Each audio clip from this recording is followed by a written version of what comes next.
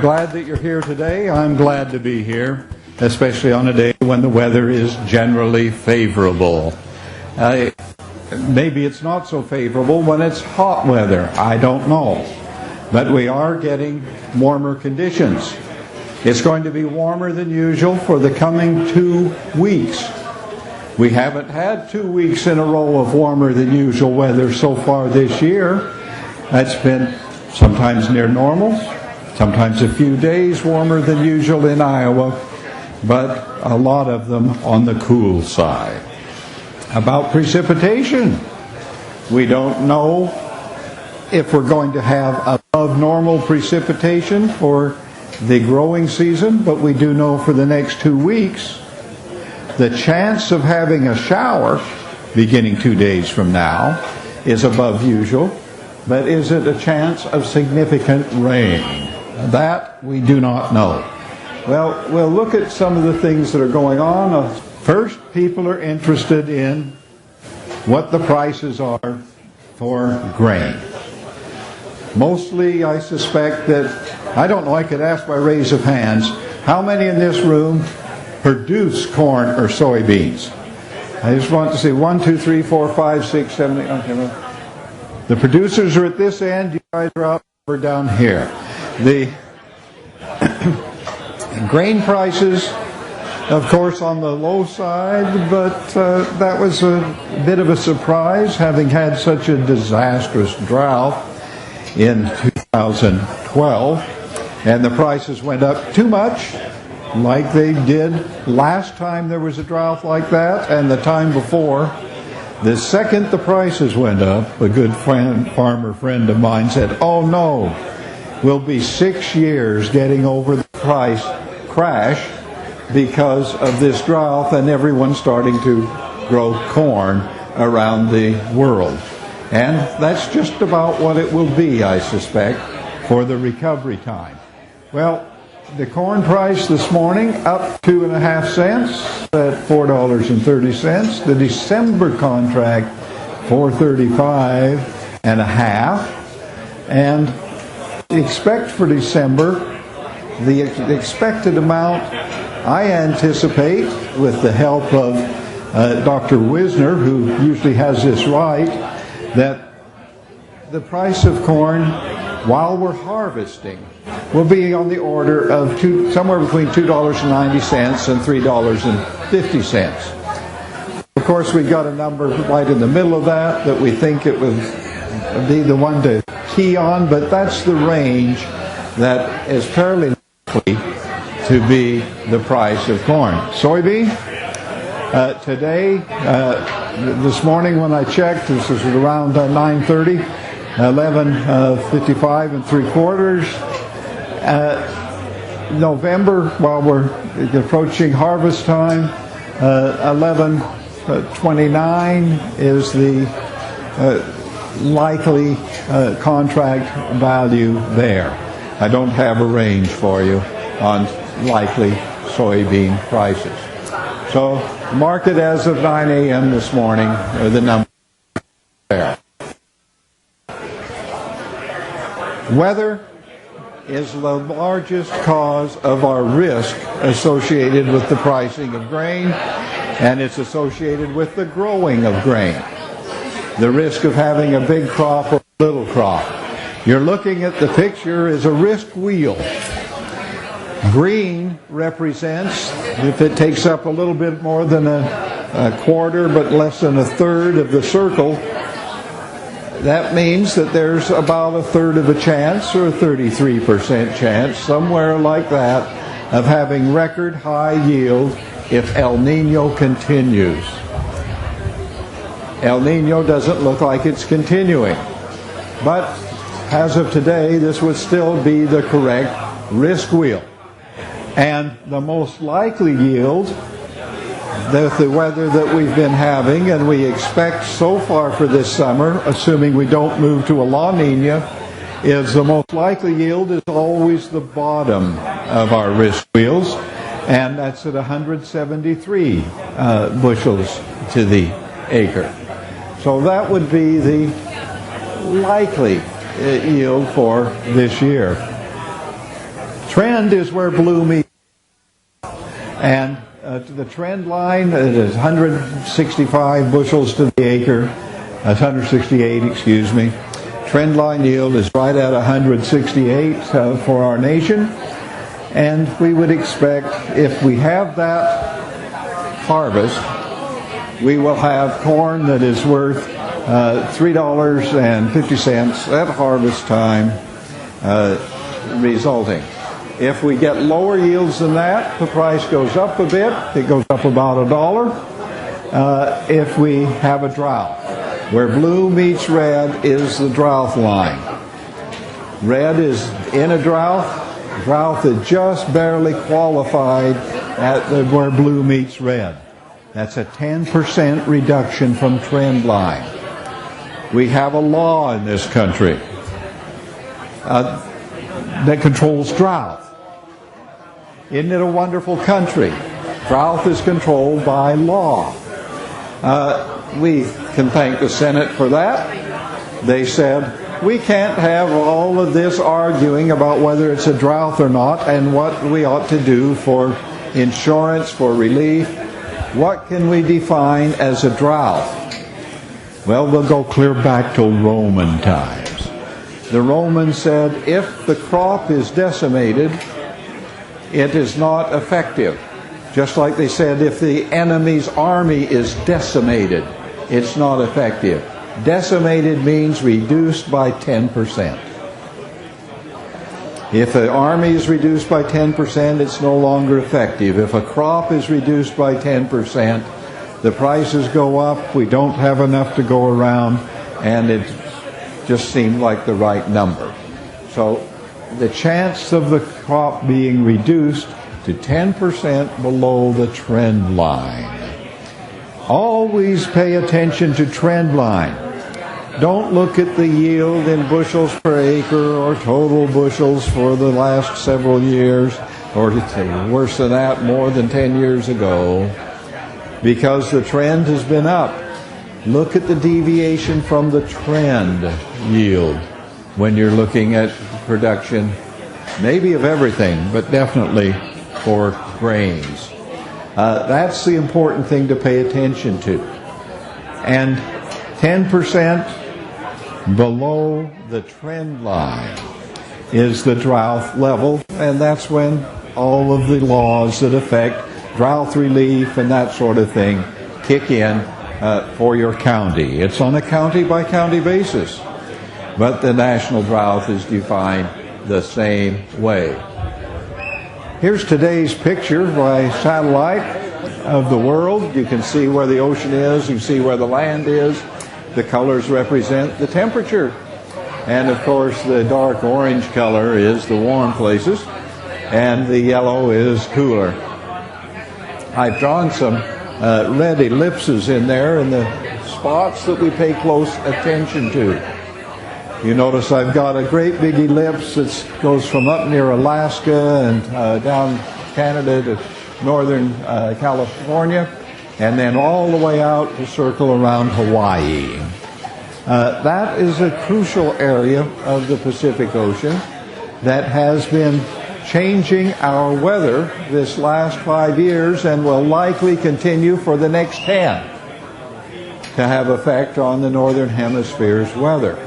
A lot of the melting of the ice that we've been hearing about up in the Arctic has been caused by this change of weather in that particular area, in this change of ocean currents. After 15 years, when they change back the other way, we expect the ice to build up again up in the Arctic.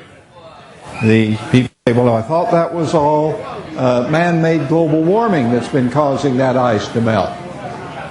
It isn't all man-made global warming. It might be partially, but it's about the same as happened back in the 50s. It's about the same as happened in the 1890s. It happens about every 60 years. And that the sailors that, when Columbus was discovering America, and not intending to do so, after that he said, well, we've got to get to the Orient somehow, and so Northwest Passage. Can we get around this new continent? Is there a northwest passage? Well, about every 60 years it shows up for 10 or 12 years, and it's in operation right now. A lot of people are thinking that the ships can keep going across the north side of Canada from east to west, from Europe to the Orient, permanently. Well, permanently for the next 10 or 12 years at least, and then depending on how the world's climate has changed. Well, that takes care of that top ellipse. The one down on the equator in the Pacific is where we have El Niño and La Niña. El Niño for the past couple of years has helped us, brought us from the disastrous drought that we had in 2011 and 12, mostly disastrous in Texas and directly east of Texas in 11, and then the Corn Belt in 12. Then we switched from that La Niña condition to El Niño, which is the friend of the Midwest farmer. El Niño has now weakened to the point that it doesn't qualify as an El Niño, but it's still sort of like an El Niño for the weather. It's on the El Niño side of neutral. We'll be watching the clouds and the ocean temperatures very carefully in that lower left ellipse. I have one around Florida almost. Actually, that little circle is around an area that we look for high pressure starting in March or April, called the Bermuda High. High pressure spends the winter on the west coast of Africa and then expands as we get into spring and usually reaches Bermuda by the time we get to the end of March or April. The clockwise flow of air around the high pressure, the warm, moist Gulf air into the Midwest to here. 85% of the rain that falls here, or snow, the moisture came from the Gulf of Mexico. Of that, the vast majority of that flow is caused by the Bermuda high pressure being in place. No Bermuda high pressure, 85% less precipitation here. This would not be the breadbasket of the nation. You'd be living in, if you were here, the great desert of North America. We owe the whole productivity, amount of water that it takes for productivity at least, to the Bermuda high pressure. In 1988, it didn't show up in March or April or May or June, and it was drier than it had been in the Dust Bowl. But then in July, the Bermuda high pressure got there, and we had normal weather the rest of that disastrous drought year. It was too late for the corn, at least east of Interstate 35. Interstate 35 divides the weather of the Midwest. How did they know that? Why did they put it there? Why divide our weather? They didn't. They put it where the weather divided naturally. I want you to raise your hand if you've ever driven a car from east of Dallas to west of Fort Worth, Texas. I want to see how many have done that. 1, 2, 3, 4, 5, 6, 7, 8, 9, 10, 17. If you looked out your window when you were east of Dallas, you saw small oak trees out in a savanna with beautiful grass, probably horses grazing. And then you drove through Dallas and through Grand Prairie and what's become cities in between Dallas and Fort Worth, and out of Fort Worth and back to the savannah. But now it's not beautiful oak trees. It has changed to mesquite or something. And the grass is dead. And you've changed what we call an ecosystem. You've gone through an ecotone. That ecotone is where the dry line of air coming from the Rocky Mountains reaches and meets the moist line of air coming from the Gulf of Mexico. And it divides on the dry line, and the average position of the dry line is between Dallas and Fort Worth. And down toward a little bit further south, there's another city College Station where it divides, and on down to the Gulf. Coming up this way, it divides it near Kansas City, near Des Moines, near Minneapolis, all the way to Canada. They built on the edge of the dry line the interstate, because that's where we have the greatest variability of plants and soils, and where the greatest variability is, the greatest wealth is. So cities kind of grow there, then they connected to cities. So we can see from the great interstates about where the climate divides. There's a north-south division too, right here along Highway 80. And many of us have noticed the weather's different just south of 80 than just north of 80. How does 80 interrupt the weather? It interrupted the weather because of that high ground there long before the first wagon train was there. They built the interstate where the weather changed. So the Bermuda high pressure is the major player in this. I have another circle over north of Australia. North of Australia. If the water is cold or warm there is the condition, and this is the governing factor of the strength of an El Nino or of a La Niña. And it's not, today it looks like it's just clear sky and water that's heating and temperatures that are going up there, and that would say La Niña is on the way, especially if it was cloudy, to the right-hand side of the circle that I've drawn, which it isn't too much. So we'll watch that. This is just a picture of temperature. Satellites can measure temperature just like you could buy a little outfit down at the hardware store. Thermal radiation. You point it at the little stove over in the corner and it's hot. You point it over at the cool window in the winter and it's cold. It can measure heat from a remote distance. Even a satellite can do it. And you see both circles that I've drawn have warm water under them, orangish color. If it was cold, it would be blue water. We see some blue just to the right of the red circle. If that blue water, cold water, keeps expanding and gets inside my red circle, the El Niño's done. That doesn't mean it'll be a La Niña, but it means the El Niño is done. Especially if inside the blue circle it gets even more red than it is now. It's just kind of rosy yellow. If that goes real warm, it goes cold inside the red circle, La Niña is here. What difference does it make whether it's here or not?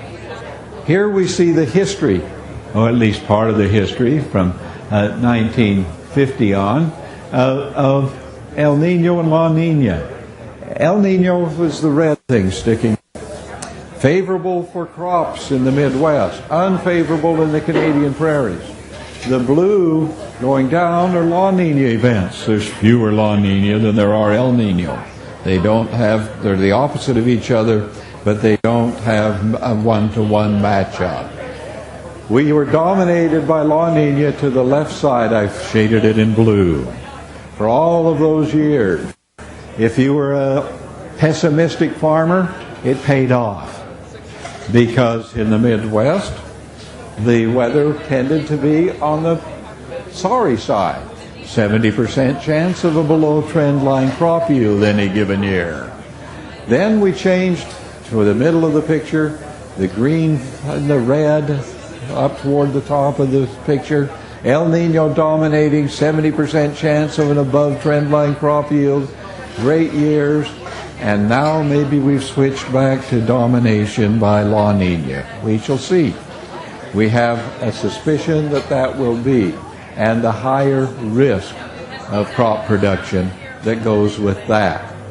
El Niño is the friend of the Midwest farmer, not the friend of the Northwest, like Washington State and Idaho and adjacent Canada. It essentially destroys their agriculture. When it had gone on a long El Niño for nearly 6 years, they were about to give up on agriculture in Washington. But they said, well, this El Niño's got to end. It did. And they went back to favorable conditions. But the friend of the Midwest farmer. It is not the friend of the Australian farmer. They like La Niña. That's when they get their outstanding growing conditions. Here is some of the history of corn yield for grain for the United States. The blue line is the trend line. And just the best straight line through 30 years of record. On your farm, I hope you keep a record of yield on a graph so you can see it. And draw a trend line. If you have a 12-year-old in your family, let them use the computer. They'll have the computer draw the trend line for you. You can put it on a piece of graph paper and draw the best straight line that fits through it, and you'll be not as good as a computer anyway. You see lots of ups and downs in yield in the U.S. of corn at the left side of the graph. And then in the middle of the graph, not so many ups and downs. And then starting with the strong La Niña at the right with our drought of 2012, I think we're going to have more variability like we had at the left side. And those that I was talking about dominated by El Nino. In the middle, consistent yields, and sometimes 6 years in a row of above trend line yield. Hadn't been known in our records that we had kept ever until this event. Looking at the summer temperature back in 2010, for no good reason except to point one thing out. Red was a warmer than usual summer, blue was cooler than usual, and the dividing line was on the continental divide. If you ever look at a weather map and see that something is different in the weather and it divides on the continental divide, assume that it will stay that way for some months. If the weather changes on the Interstate 35 or on the river, don't assume it will stay that way. But if it changes on the continental divide, it persists and makes a year forecastable. Because if that persists, in this case, hot in the plains and cool in the west, we would say, it looks like it's not going to be an ideal year for corn, and that will be our first year of below trend yield after 6 above. And we knew it as soon as we saw this, clear back in the spring. And we knew that it would be a great year for wheat, most of which is grown on the west side of the continental divide. So some things give us an outlook that we can tell months ahead of time how the crop will likely go. And a division on the continental divide is one of those things that we can put some reliance on. You see two depictions of the path of jet stream. And this path, an El Nino doesn't be too snake-like as it goes around near the equator. But if we have a La Niña, that's the purple depiction, is more typical. Great extremes. Great extremes favor pests, not crops. And so, good a chance of having an ideal crop year when we have a La Niña, though it has occasionally happened. There are our risk wheels showing that at the top, if we have a La Niña, big red area, that's drought, big blue area, that's below trend but not drought, covering nearly 70% of the risk. And at the bottom, El Nino just the opposite, 70% chance of being in the yellow or the green, above the trend. And this year, we're right now in the bottom risk. Maybe we'll end up in the middle. I don't think we'll switch to La Niña, at least to affect the corn. Maybe the beans, we'll have to still watch for that. October 2009, the blue and the purplish, and with the blue up through the Midwest, all the way from Texas to Canada, is a wet area. Look at the bottom picture when we switched from El Nino to La Niña. Also October of 2010, which will persist through 2012. And it has now gone to drought. Just an almost night and day change from wet to dry because of this change of the El Nino, La Niña. We have a return then to El Nino conditions that brought us out of the drought of 2012. That's the low point you see near the right-hand edge of the soybean yield for the United States. And last year, climbing up to a new record bushels per acre for the country. Much the same as corn, but not enough the same that you can count on it. Soybean has a different way of reacting to the environment than corn does, and not nearly so well understood. But weather volatility is still the risk that we do understand. And we expect the climate risk to agricultural production to be greater during the coming 20 years than during the last 20. Greater variability, a good crop one year, a bad the next, a lot more volatility, a lot more need for risk management and production management than we got used to in the past before 2012 and all the way back since 1988, or at least 93. But since that time, we've had more consistent weather for crops than we had for the 25 years before, and I suspect for this 25 years that we have now entered. The graph I'm showing you is the harshness of winter. It is about a 60-year graph from left to right. When I was a child, we had harsh winters. That's about where the curve dips way down on the left. And my kids had mild winters where the curve is highest on the right. I told my kids, quit complaining about the winter. You should have seen them when I was a kid. Aw, Dad, don't aw Dad me. There's data. We had harsh winters there, and the points that are up are how mild it was. The harsh winters that we had of the last 20 years or so are about like the really mild ones that we had back in the 50s. But we've gone over the top now. We're expecting winters to sometimes be harsh, much like they were 60 years ago. And summers to be harsh, much like they were. This is a natural 60-year cycle. When we break the cycle down a little further and go to crop yield, I put some red brackets in there. Look at the yields inside the red brackets, especially the middle one. The yield of corn in Iowa going up most every year. Not very much variability from year to year. Just an increase. People were starting to give the seed companies credit for that lack of variability. Wonderful new hybrids. And the seed companies do get the credit for the increase in yield. They've done wondrous work. But the crop is just as sensitive to the weather now as it was in 1937. The new hybrids are wonderful and they produce more.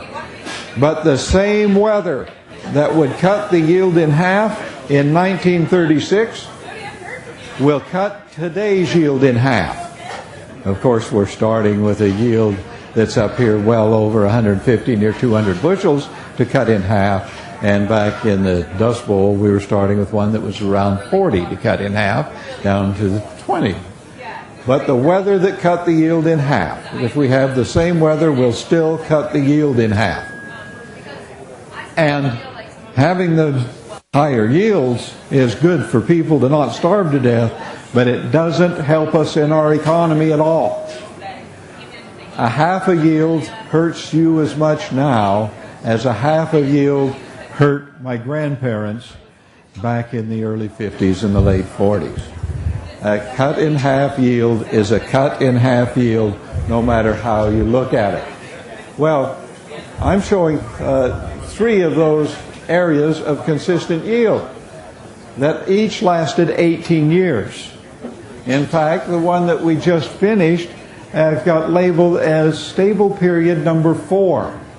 That's stable period number 4 since 1865, when we started keeping records of corn.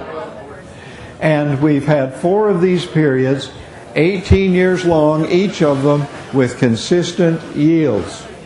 And in between those periods there have been 25 years in every case. One case it was 24, one it was 26, but 25 is close enough for government work. 25 years of volatile yields, great yields, poor yields. The dotted black line is the yield in the state of Iowa if the weather is as good as it ever gets. Then the yield will go up and hit that dashed line. The improvement of hybrids is line going up. But you see, occasionally we still hit it, and it's a straight line. During these years of volatility, sometimes the yields are so good we hit the dashed line. Sometimes they're half of that. These are the times that you have to manage the risk, whether you're a grain buyer because you feed it to animals, or whether you're a grain producer. You have to manage the risk of the effect of weather on the grain. And the risk management that you have been practicing in either the buying of feed or the producing of grain for this last 10 or 15 years has been practice. Now it gets serious. Think back on the 80s. Almost everyone here had some experience with the variable crop production of the 80s. Some people lost their farms then. Some people lost half their farms. Some people started farming then. But everyone here somehow survived the 1980s. And you say, if I knew then what I know now, we wouldn't have had so much trouble in the 80s. We have come back into a weather pattern that will be much like the 80s, I suspect, with 2012 being the first one. So remember what you decided would have been good to do then. It will be good to do now. I anticipate that the worst weather of this century will be within a year or so on either side of 2025. Why do I say that? That's because there seems to be a definite period of time between the worst weather of the centuries. It's called the Gleisberg cycle, after a person who studies the sun. The sun changes activity on an 89-year schedule almost, cycle, and the harsh years, the harshest year for weather, is about separated by about 89 years. The harshest year for weather here, for crops, in the 1800s, 1847. The harshest year in the past century, 1936. The harshest year in this century, if the weather keeps doing what it's done for more than 300 years, 2025. Could be a year or two either way. Remember, the weather doesn't read the book. The book tries to fit the weather. But it has been on this 89-year schedule that follows what we call the Gleisberg, spelled the German way. If you want to read about it, you can go to Google. Type Gleisberg cycle, you'll get a whole lot of things. If you want to read about how it affects agriculture, type Elwynn Gleisberg cycle. It's not my Gleisberg cycle, but you'll get my papers on the subject. And I'm serious about them. We do have a high probability of, if things will be Dust Bowl-like at any time during this century, it will probably be in the mid-20s. Just because that's the way it's been for 700 years in the Midwest. How do I know 700 years? We've only had records for 200 tree rings. tell us the answer to that. We've got some trees 700 years old. Oh, the things that we look at. Remember I mentioned the weather dividing on the continental divide. Pay attention to that. The USA has an effect there. I'm looking at a picture here of whether it could be cold or it could be wet, and right here where we're at. And hot and dry out on the coast, and dividing. I put a blue line approximately where the continental divide is, but you can see where the orange divides from the lighter colored pinkish area is on the continental divide. That persisted through the year, and in this case would be favorable for the Midwest, unfavorable for the far west agriculture. This is the current drought monitor, updated every week. This product shows us that there's some hints of being drier than we would like it.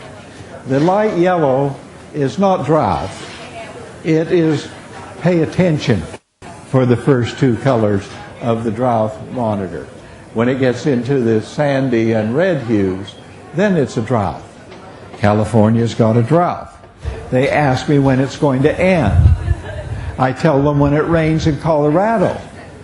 They said, does Colorado, if it droughts over there, then it gets over for us? I said, that's one way to look at it. The weather doesn't move from Colorado to California. The water does. The southern third of California is always in a drought. Has been for hundreds and thousands of years, I suppose. They get their water from Colorado. And so for their drought to end, needs to have more water coming down the Colorado River. So that is where we pay attention to, mostly for the problems in Southern California. Northern California, the droughts come and go. But we do have a couple of cautionary things right there showing up in the Midwest right now. Could this turn into a drought year? Yes. Will it? Maybe. Probably. Probably not. But it could.